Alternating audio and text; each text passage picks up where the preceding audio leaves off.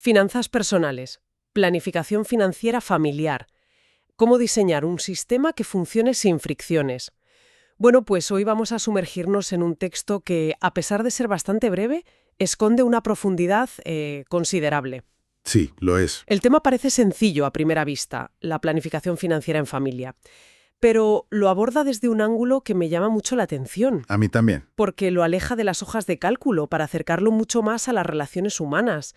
O sea, nuestra misión aquí es desentrañar cómo algo tan pragmático como organizar el dinero puede llegar a ser una herramienta para, y cito, construir paz y fortalecer vínculos. Y es que lo interesante es justo eso. Cómo transforma una tarea que la mayoría percibimos como fría, técnica, casi administrativa, en algo que roza lo filosófico, ¿no? Totalmente. Mente nueva. Y mucho más relevante, diría yo. Mucho más. Y para empezar a tirar del hilo, el texto lanza una primera idea que parece, no sé, un simple juego de palabras, pero Pero que no lo es para nada. no lo es. Dice, una familia que planifica sus finanzas no solo organiza números, organiza decisiones. Vale, aquí tengo que pararme. A ver. A primera vista me suena bien, muy poético, pero en la práctica, ¿no acabas mirando los números igualmente? Si decido ahorrar para un coche, tengo que mirar cuánto cuesta, cuánto puedo apartar cada mes. A ver, que al final todos son números. Claro, y los números no es que desaparezcan, son la herramienta. Pero la diferencia fundamental está en el punto de partida. En la pregunta que te haces. Exacto. Organizar números es preguntarse, no sé, a día 30 de cada mes. ¿En qué demonios se nos ha ido el dinero? Eso es. Es una mirada totalmente reactiva, siempre hacia el pasado. Es como dice el texto de forma muy gráfica, hacerle una autopsia a tus finanzas. Una autopsia. Madre mía, es una imagen potentísima. Y a menudo dolorosa, ¿eh? Totalmente. Ves el cadáver de tu sueldo y te preguntas cómo ha muerto tan rápido. Se siente como un juicio y casi siempre sales culpable de algo. Exacto. Es una conversación que por naturaleza genera culpa o reproches. En cambio, organizar decisiones es proactivo. Claro. La pregunta ya no es en qué gastamos, sino qué queremos conseguir juntos en los próximos 6 meses. Ah, es otra cosa. Es una conversación sobre el futuro. La primera pregunta genera frustración. La segunda, bueno, en el mejor de los casos, genera ilusión. Entiendo. Es la diferencia entre ser el contable forense de tus gastos pasados y ser el arquitecto de tus proyectos futuros. Precisamente. El contable busca culpables, el arquitecto diseña un plano. Y ese plano lo dibujáis juntos. Al enfocarlo en decisiones. ¿Decidimos priorizar unas vacaciones o decidimos amortizar hipoteca? La conversación cambia por completo, ¿sabes? Sí, sí. Ya no es un «te has gastado demasiado en X», sino un «estamos alineados en nuestro objetivo Y». La gestión del dinero deja de ser un campo de batalla sobre el pasado. Y se convierte en un mapa compartido hacia el futuro. Justo. Vale, compro totalmente la idea del mapa. Es más positivo, más constructivo. Pero es que el texto va mucho más allá y hace una promesa que suena casi utópica. Dice que este proceso reduce fricciones, fortalece vínculos y construye paz.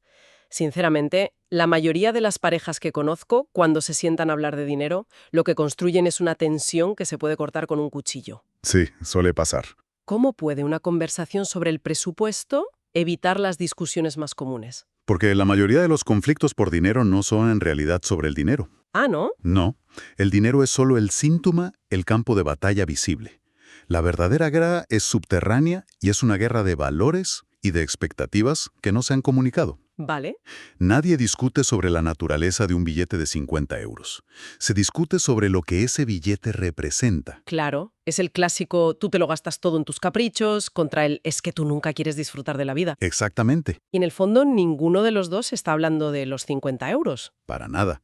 Uno está hablando de su necesidad de seguridad, de su miedo al futuro, de su valor del ahorro. Y el otro está hablando de su necesidad de vivir el presente, de su valor de la experiencia, de su miedo a una vida gris y monótona. Es un choque de mundos. Total. Cuando no hay un plan, cada uno actúa según su filosofía de vida, y la acción del otro se percibe como una agresión directa a sus valores más profundos. El gasto en un restaurante caro se ve como una irresponsabilidad. Y la decisión de no ir como una tacañería insufrible. Justo. Y ahí está la magia del proceso de planificación. Obliga a tener esa conversación sobre valores, pero en un entorno neutral y controlado. Que no sea en mitad de la bronca. Claro. No es una discusión a gritos un martes por la noche tras ver un cargo inesperado en la tarjeta. Es una conversación tranquila un domingo por la tarde con un café sobre la pregunta: oye, ¿qué es importante para nosotros de verdad? Mm, Al llegar a un acuerdo explícito, vamos a destinar X a ahorro, Y a ocio y Z a imprevistos. Se crea un pacto. ¿Un pacto? Es como si definieras las reglas del juego antes de empezar a jugar, ¿no? Exactamente. Y ese pacto es lo que fortalece los vínculos, porque ya no es tu dinero contra mi dinero o tus prioridades contra las mías. Son nuestras decisiones. Son nuestras decisiones para nuestros objetivos. Y la consecuencia natural de tener unas reglas claras y aceptadas es que la partida es más fluida. Y esa ausencia de conflicto constante, eso es lo que construye paz. Eliminas una de las principales fuentes de estrés y de resentimiento en la vida familiar. Desde luego, O sea que este pacto no es solo para evitar peleas. El texto insiste en algo más. Dice que se trata de tener menos conflictos, más claridad y más margen para vivir con calidad de convivencia. Vamos a detenernos en claridad y margen. ¿vale? Sobre la claridad, mi primer pensamiento es tener un Excel perfecto, saber dónde va cada céntimo. Y honestamente, eso me suena agotador. Y a otra fuente de conflicto. También. Es que esa es la visión contable de la claridad. El texto habla de una claridad relacional, que es mucho más profunda. No se trata de microgestionar cada gasto. Menos mal. Se trata de eliminar la incertidumbre sobre la postura del otro. Es la tranquilidad de saber que ambos estáis en el mismo equipo, jugando con las mismas reglas. Vale. Es la certeza de que tu pareja no va a reaccionar con enfado o decepción ante una compra porque esa categoría de gasto ya estaba contemplada en el plan. Ah, vale, ahora lo pillo. O sea que la claridad no es el Excel, sino poder ir al supermercado y comprar algo fuera de la lista sin temer una conversación tensa por la noche. Justo. Porque ya existe un acuerdo marco sobre ese tipo de gastos. Es quitar las suposiciones y las lecturas de mente, que son veneno puro. Has dado en el clavo. Elimina la necesidad de estar constantemente adivinando qué pensará el otro.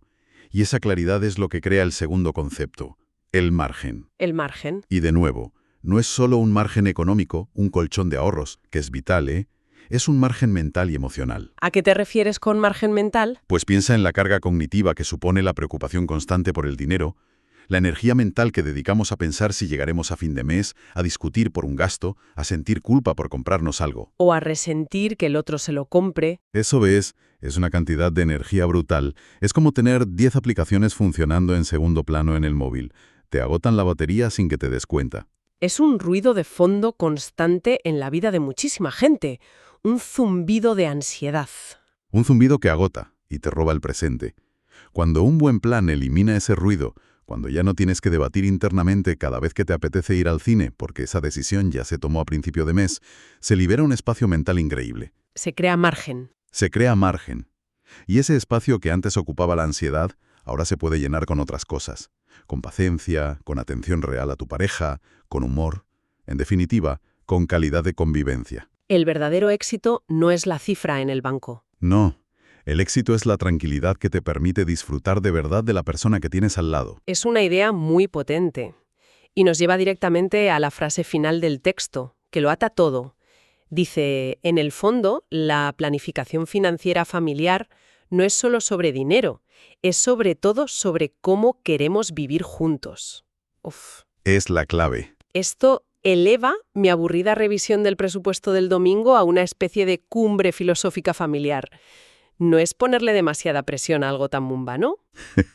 Puede sonar un poco grandilocuente, sí. Como si tuvierais que redactar una constitución cada mes. Exacto. Pero si lo piensas, no es tan exagerado.